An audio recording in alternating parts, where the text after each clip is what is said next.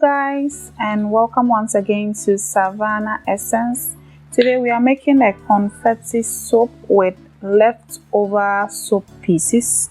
As you can see, I have these leftover pieces of soap from different or various soaps that I'm going to use to make soap. This soap is for my own use and for the family, so it is not for sale, and this is what I'm going to be using. Then I'm also going to be using spirulina powder. I got this from the mall when I went to shopping. Spirulina is a good anti-aging and anti-inflammatory powder, so it's going to be very good in this particular soap. I also want to see the kind of color it will bring to this soap, and so this is also trial. I'm trying the powder out to see how it will work out. So let's get started. We will cut the soap into smaller pieces, and these soaps, some of them have cured, some of them have not yet cured, and so some are a bit hard and some are a bit soft. It's usually advisable to use soap with maybe the same texture, sort of, so that it gives you that kind of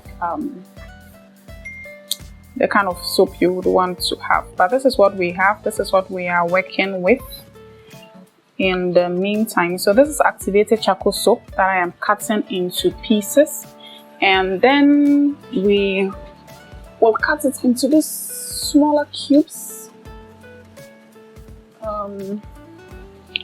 So you will decide on the size. Because this is for personal use, I'm not really too particular about looks and stuff like that. I usually like them smaller in cubes, that way it serves the purpose for which I need it for. So I'll cut all of them into these smaller pieces, and then I will be using that in the confetti soap. Again, this is for personal use. I will leave the recipe in the description box for those of you who would want to play around with the recipe or try it out. Just you can also try it out at home, or you can add it to your business. It will be a great soap for your business. I know a lot of people who sell confetti soaps. I don't, because I like to use them for personal use. I think this is a carrot soap.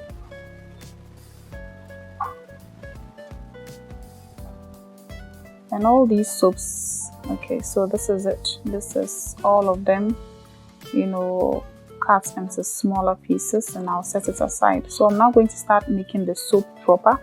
So I am weighing out my lye, and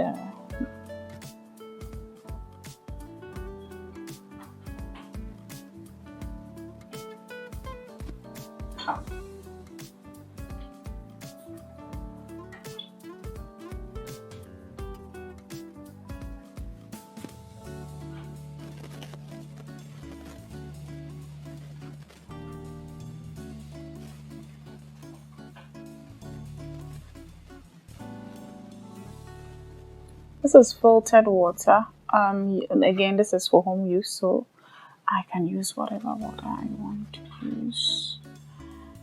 And the total weight of this soap batch, the oil weight is 1 kilogram.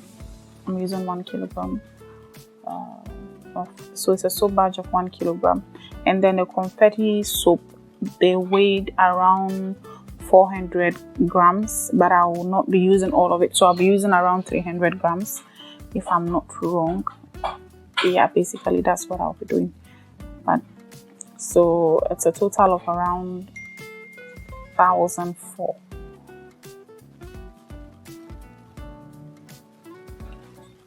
So this is shea butter.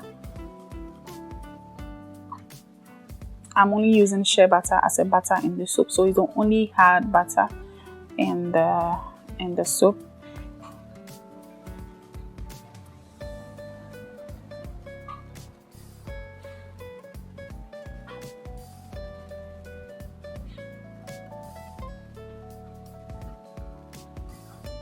So for oils, I'll be using neem oil. I think 8% of neem oil. Again, this is for personal use. I like neem oil in most of my products. A lot of people complain about neem oil, but I like it. Then castor oil, so that's castor oil. And then I'll be using coconut oil, but what I did was to infuse the spirulina powder in the coconut oil. I just wanted to see how it will work, and I left this for 3 days, and the powder sank to the bottom. So this is coconut oil that I'll be using, that I infuse the spirulina powder in, just to see how it will work. So I have that, but I'll also be using some of the powder to color it as well. So we currently have now this is baobab oil, so I'm adding in baobab oil as well. Like I said, I'll leave the recipe in the description box for those of you who want to learn how to do it. I'll also leave a detailed recipe on our website as well. So for those who go to the website and would later come here, you can go to the website, pick it up. I'll add a link to this video on the description, at the base of the description of that recipe, and then you can come here and then use that recipe to follow through to make your soap. So from now on, that's how we'll be doing it. Okay, now we are using the heat transfer method. So my lye that I initially added to my water has dissolved beautifully and is very hot. So I'm pouring that mixture into the soap, into the shea butter, and I'm going to stir it evenly, and then the heat from the lye water will then in turn melt in the shea butter. So basically that is what we call heat transfer method. That's as simple as that, nothing technical about it. But if you're a beginner, I would always advise that you melt your butters so you don't have these problems, because there are instances that your water is not able to melt your butter and you are left in a fix. So you need to be able to know that. And so I'm going to measure my powder. I'm using 6 grams of spirulina powder for this, by way of, usually because I use a lot of natural botanicals in my soaps, my go-to quantity is 10 grams for 1 kilogram of oil. So if you're doing an oil batch of 1 kilogram, I use 10 grams of powder. But because I've initially already infused the powder, I don't want to do that in the coconut oil. I decided to reduce it. Also, I don't know how this powder works, so the smaller the better, then I'll work up instead of, So basically that's how I do it. So for turmeric, for neem, moringa, that's how I do it. It's usually 10 grams per 1 kilogram of oil. That is what I do. It's not people say one teaspoon or tablespoon per pound of oil. That's for people in the US who work with pounds. I work with kilograms, or those up in Africa, we use kilograms, and so I usually like to stick to that weight. So my shea butter is melted beautifully in using the lye water, and it's usually a simple process. Actually, you just keep stirring, and then you see everything is well melted beautifully, and then I can add my other oils to it. It's just that once everything is melted, be quick about adding the other oils. If not, it will thicken up fast, and that's a soap. Okay, the shea butter mixed with the lye water, soap is starting to form like that. And so you don't also want to do that. If not, it become lye heavy. If it becomes too hard, you are not able to add the other oils. And so that's why usually people like to say that you have some number of soaps you've made under your belt before you use the heat transfer method.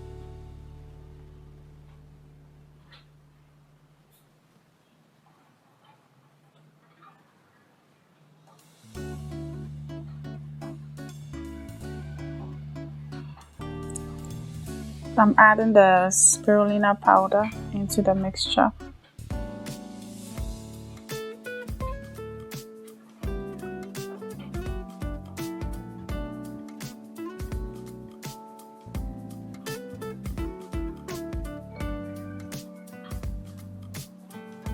And this soap is unscented, by the way, so no fragrance. Like I said, it's for my own use. Fragrance oils are expensive, so I don't use fragrance in my own soaps.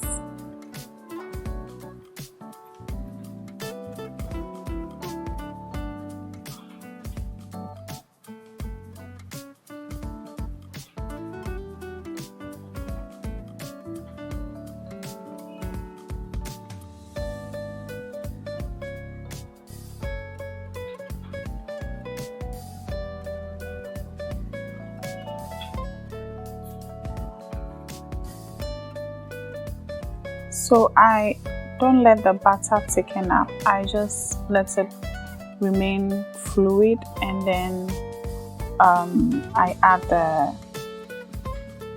the soap pieces in the butter, and then it sinks nicely to the bottom, and then I top it up with the rest of the butter.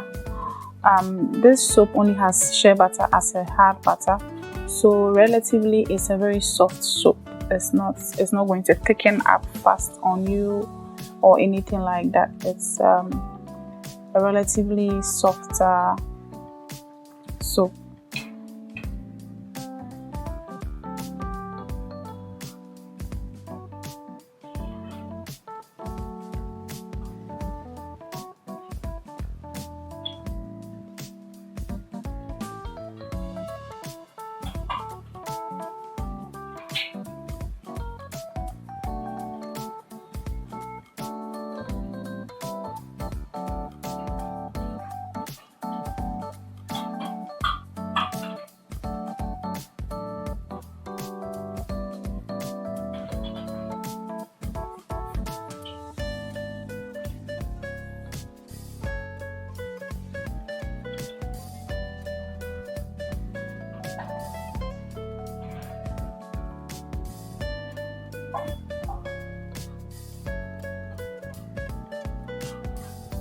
So for topping for confetti soap, you can decide how you want to place your crumbs. It's entirely up to you. Some like to leave it at the base, so like I did it initially. You could just leave it like that and just pour the butter on top. You'll notice that the confetti is at the base, and then on top you have a very beautiful soap. You can do a layered soap, and you can work around with it and come out as a very beautiful soap. This is for my own use, so no intricate designs are necessary. I just wanted to shoot a video on it just to show you guys how it came out, and also because I'm trying out the spirulina powder, but it came out quite beautifully. So, and the butter was very fluid, so this might be a recipe I'd like to try going forward in any other new soap that I have in mind. So for personal use soaps, I can do whatever I want to do with it. And so basically that is it. That is our confetti spirulina powder. And as a soap making technique, what I do these days is when I'm done making soap, I just wipe the containers down with a napkin, because I hate doing soap dishes. And for people who make a lot of soaps like we do, you can have a lot of dirty dishes, and the next day you have to make soap, and then the next day you have to make soap, and then the next day you have to make soap. So I just wipe them down. You see the way it is clean when you go to wash it. It doesn't take much to wash these things up. Instead of letting the soap to sit and then dry, and then you have to sometimes go and scrape and stuff. This way you can see the containers look clean.